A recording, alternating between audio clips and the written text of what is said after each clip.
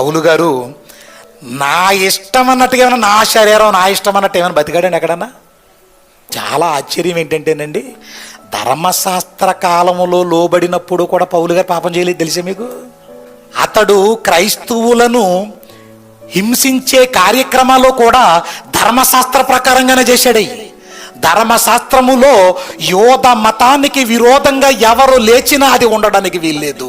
ఆ మతానికి లోబడి అది తెలియక బ్రతుకుతున్నాడే తప్ప, ప్రియమైన దేవుని పిల్లలారా, ఆ ధర్మశాస్త్ర కాలంలో కూడా నేను అనింద్యుడను అంటున్నాడండి. అప్పుడు గొప్పవాడే, క్రీస్తులోకి వచ్చిన తర్వాత మరీ గొప్పవాడండి పౌలు గారు. అలాంటి మహానుభావుడి శరీరములో ఉన్న ముళ్ళు పాపమా? పాపం వల్ల వచ్చు జీతం మరణం. అతను పరలోకానికి వెళతాడా?